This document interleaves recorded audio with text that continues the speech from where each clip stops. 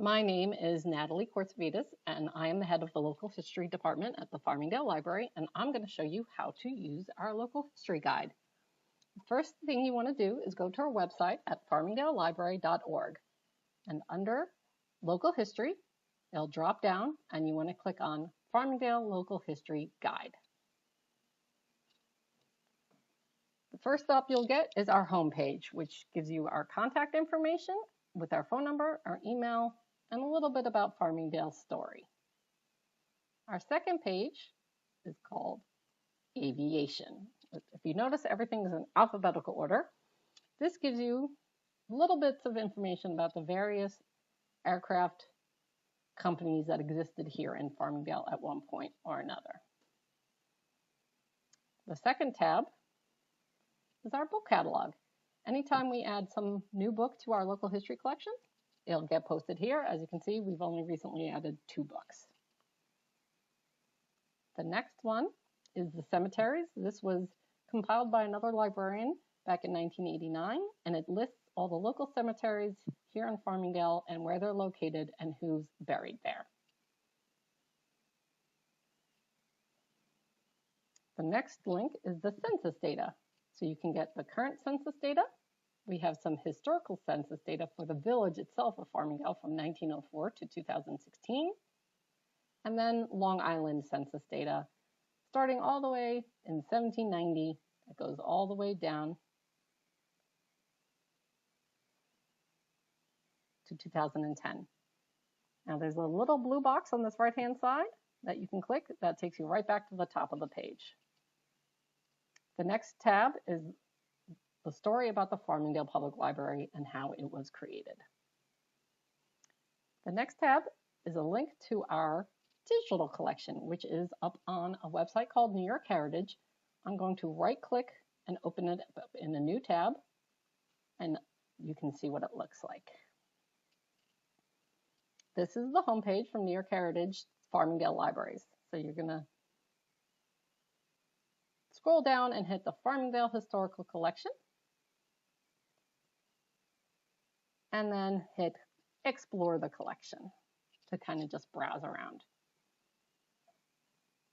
And on here are items such as photographs, sketches, anything that is of historic note or interest to Farmingdale or the library. For an example, you can click on this one. And this was rations with instructions from World War II.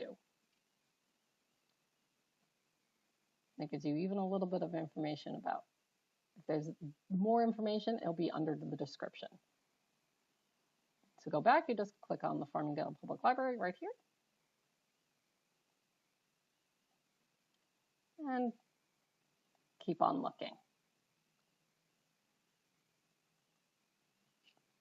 After that is a Hearst Farmingdale History Encyclopedia. I'm going to also right-click and open that in another tab and show you what that is. You're going to have to click on it to get in. And what this is, it's information about Farmingdale's people and places. So we'll just pick a letter at random. I'll pick the letter G.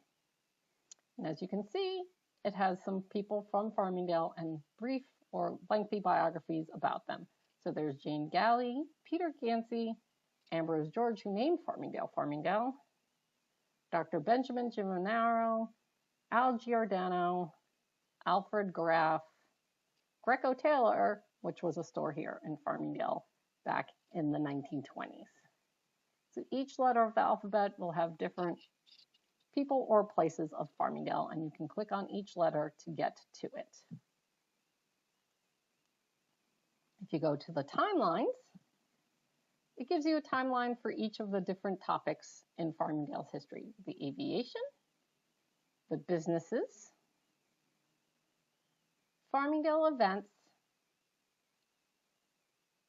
the fire department, houses of worship,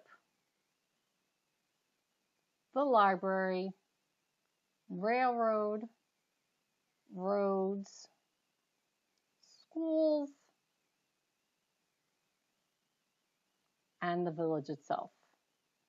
with a list of all the mayors. Of course, you're going to hit that back to top button again, just to scroll right back up to the top. Clicking on the genealogy button gives you links to genealogy resources, vital records indexes, and getting started guides on how to search your family's story.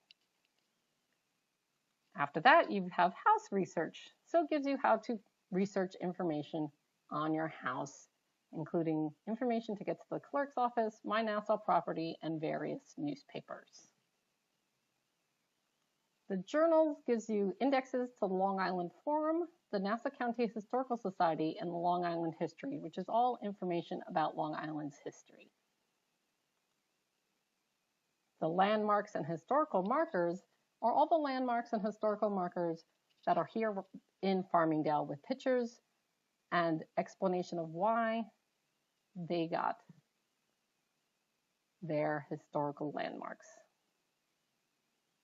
As you can see, we have a few. Go to our local history blog. Again, I'll give you a link to it. I'm going to open up in a new tab.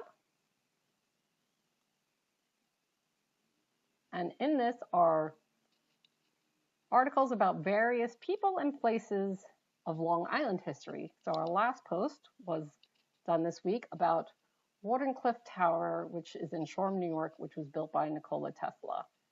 There's all sorts of other blog entries throughout the years, starting from 2017. If you scroll down to the blog archive, you can see all the blog posts that have been listed.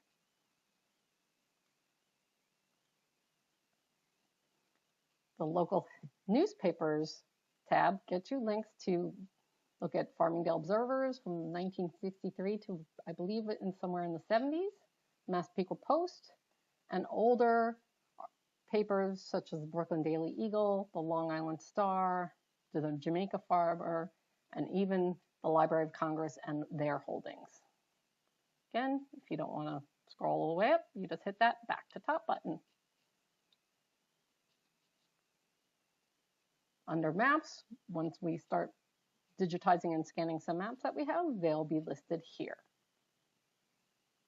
The schools tab has information about the Main Street School, which was built in 1850 and is now a CVS. Under streets and location, you'll see 3 streets, Conklin, Fulton, and Main Street. If you click on one of them, we'll click on Main Street, it'll give you the address and all the places that existed at that address and the years they existed if we have those years. This is an ongoing project, and you can always check back and see what's been added. Under telephone books, we were able to digitize an 1878 Farmingdale directory and a 1936 telephone directory. And you can click on those and look through them. And last is our wartime Farmingdale, which lists the Civil War, World War I, World War II, Vietnam, other wars, and New York State Record of Award medals. So if you click on World War II, it gives you a full list of all the people from Farmingdale who served in World War II. The ones with the asterisks after their name were killed in action. So that is a basic, brief look at our Farmingdale Local History Guide. If you have any questions, feel free to send us an email at fdalelocalhistory@yahoo.com.